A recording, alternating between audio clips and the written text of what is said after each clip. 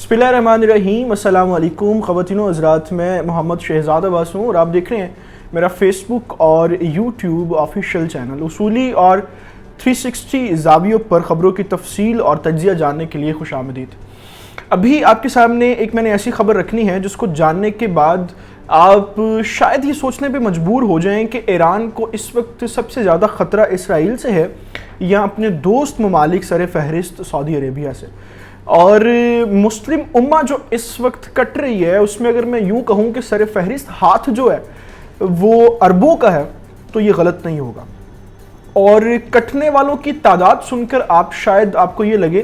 कि यहाँ पर अरब के अंदर वर्ल्ड वॉर 3 जो है वो इस वक्त शुरू हो चुकी है। और शायद आपको यूँ लगे कि अरबों ने जो है वो इंसानी जान की कीमत इतनी कम मुकर्रर कर दी है कि शायद उससे महंगा जो है वो काफिरों का खून हो और उन लोगों का खून हो जो वाक़तन इस ज़मीन के ऊपर कोई निशान नहीं रखते। और फिर अपने भाइयों को काटने के लिए इस कदर अरब इत्तेहादी फ़ौज इस वक्त यमन के ऊपर चढ़ दौड़ी है कि 2, 4, 5, 10, 100 नहीं बल्कि 390 लोग जो हैं वो पिछले 24 घंटों के अंदर हलाक हुए हैं। आपने बिल्कुल सही फिगर सुना है। और ये ना सिर्फ इसलिए हलाक किए गए कि वहाँ पर कुछ जो है वो टेररिस्ट मौजूद है या हम कहें कि वहाँ पर जो यमनी ज़मीन है उसको इस्तेमाल करते हुए मुक़द्दस जगह हिजाज़ को टारगेट किया जा रहा है, बल्कि इसके पीछे मकसद सिर्फ और सिर्फ ये है कि जो हूसी बागी हैं उनका ताल्लुक़ जो है वो बनाया जाता है या साबित किया जाता है ईरान के साथ सऊदी अरेबिया की जितनी भी महकमा ख़ारजा की पॉलिसी है उसके तहत। सऊदी अरेबिया का हमेशा से ये मौक़िफ़ रहा है कि ईरान जो है वो हूसी बागियों को सपोर्ट करता है सऊदी अरब के हालात को ख़राब करने के लिए। हालांकि 4 से 5 मरतबा बाकायदा तौर पर इसके ऊपर जो डेलीगेट्स हैं उन्होंने बैठ के डिबेट की है और फाइनल जो आउटपुट्स जिसके अंदर 2-3 बार यूरोप भी सालसी के तौर पर सामने आया था, 2-3 बार ये साबित हुआ कि ईरान का हूसी बागियों से इस तरह का कोई ताल्लुक नहीं है कि वो उनको सपोर्ट करता हो, पैसा देता हो या असलहा देता हो। लेकिन चूंकि एक सिनेरियो इस तरह का जनरेट हुआ है कि पर्शियन एम्पायर जो है वो वापस अपनी ताकत चाहती है दोबारा, तो वो सऊदी अरब को इस वक्त कबूल नहीं है। सिनेरियो इस वक्त ये है कि इसराइल जो है वो बाकायदा तौर पर ईरान के ऊपर हमला करने का प्लान कर चुका है और किसी ऐरे गैरे फौजी की तरफ से नहीं, एयर चीफ की तरफ से उसकी डेट्स दी जा चुकी हैं। अब चूंकि गल्फ के अंदर और अरब ममालिक के अंदर और खलीज के अंदर 2 ही बड़ी ताकतें हैं, एक ईरान और सऊदी अरेबिया, जो दोनों मुस्लिम ममालिक हैं, तो आप ज़रा एक लम्हे के लिए ये सोचें कि ये इसराइल के लिए कैसे मुमकिन है कि वो इन दोनों बड़ी ताकतों के इत्तेहाद होने के बाद ईरान के ऊपर हमला कर सके। तो जाहिर बात है कि वो ये सोचेगा कि किसी ना किसी तरीके से हम सऊदी अरेबिया को ईरान के ख़िलाफ़ भड़काएं और ईरान के ख़िलाफ़ कर दें। वो डिप्लोमेटिकली भी और दिफाई तौर पे भी, सरहदी तौर पे भी जो है वो ईरान के ख़िलाफ़ अपना महाज खड़ा करे, फिर हमारे लिए आसानी हो जाएगी ईरान के ऊपर हमला करना। अब आज का जो सिनेरियो है उसकी तरफ आते हैं। हूसी बागी जो हैं उन्होंने आज से कुछ 4 से 5 दिन पहले रियाज और रियाज के करीब 2-3 छोटी जो सिटीज़ हैं उसके ऊपर अपने मिसाइल्स मारे और उसमें दावा ये किया गया कि यहाँ पर जो लोग मौजूद थे वो हूसी बागियों के ख़िलाफ़ कार्रवाई कर रहे थे या काम करने का कोई इरादा रखते थे। फिर जो सऊदी अरेबिया उसने अरब इत्तेहाद जो फ़ौज है उसको इकट्ठा किया और उस फ़ौज की इस वक्त जो निगरानी है यानी जो कोर कमांडर्स हैं वो सारे अमेरिकन हैं। अब आप थोड़ा सा सिर्फ समझें कि इस वक्त दायरा कार जो है वो किस तरह का चल रहा है। जो मुसलमान इस वक्त मुसलमान को काट रहा है उसके पीछे मकसद जो है वो सरहद है और अमेरिका जो है वो चाहता ही ये है कि ये इंटरनल इश्यूज़ के अंदर इतना जो है वो कंफ्यूज हो जाएं कि इनको ये समझ ही ना आए कि हम लोगों ने जो है वो अपने इंटरनेशनली रिलेशंस जो हैं उनको किस तरीके से रखना है। अब यमन का जितना इलाका है वो सारा इलाका जो है पिछले कोई 8 सालों से इन सारे हादसात का शिकार।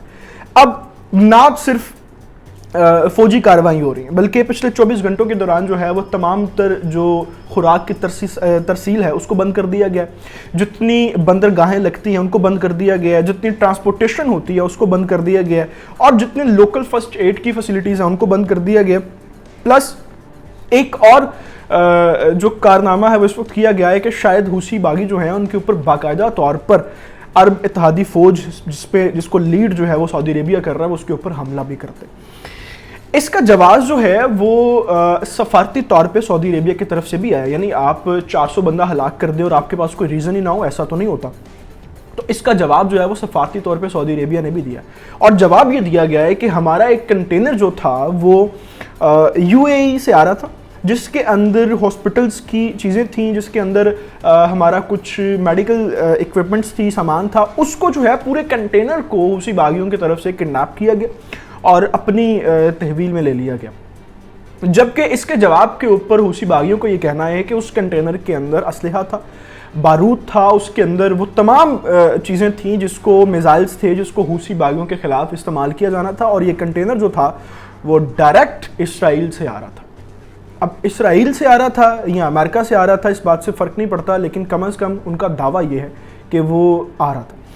اب آپ واپس جو ہے وہ اپنے ٹاپک کے اوپر آئیں کہ ایران اور اسرائیل کے کانفلکٹس کے دوران یہ ساری سچویشن اس وقت بن کیا رہی ہے. اگر مثال کے طور پر اسرائیل جو ہے وہ ایران کے اوپر حملہ کرتا ہے، جس کا خیر ایک چیز میں یہاں پہ ایک خبر اور آپ کے ساتھ ایڈ کر دوں، ابھی 2 گھنٹے پہلے کی خبر ہے کہ ایرانی سفیر نے یہ کہا ہے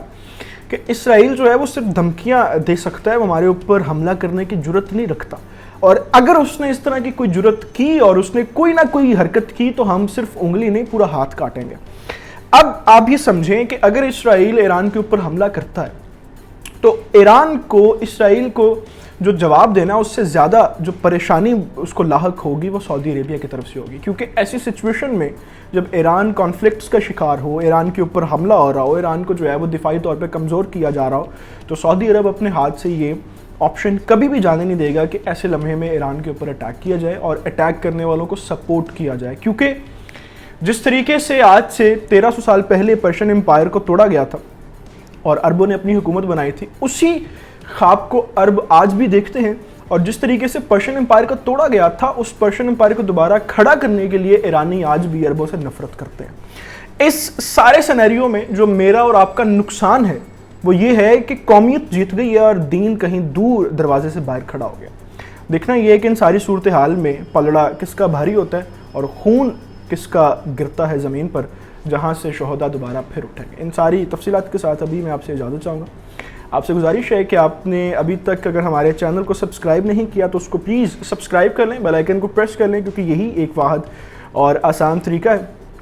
میرے اور آپ کے ساتھ کے یوں بنے رہنے کو. اور اسی چینل کے تھرو ہم بخوبی جانتے ہیں کہ کس وقت آپ کو کس خبر کے ساتھ آگاہ رکھنا ہے اور تفصیلی طور پر کسی بات کے ڈاٹس کہاں پر جا کر ملتے ہیں. اللہ تعالیٰ سے دعا ہے اللہ تعالیٰ پاکستان کا اور پاکستان کے نوجوانوں کا حامی ناصر ہو. آپ مجھے میرے ٹویٹر اور فیس بک اکاؤنٹ کے اوپر بھی فالو کر سکتے ہیں، جن کے لنکس میرے اباؤٹ سیکشن میں موجود ہیں. اپنا بہت سارا خیال رکھیے گا. اللہ حافظ.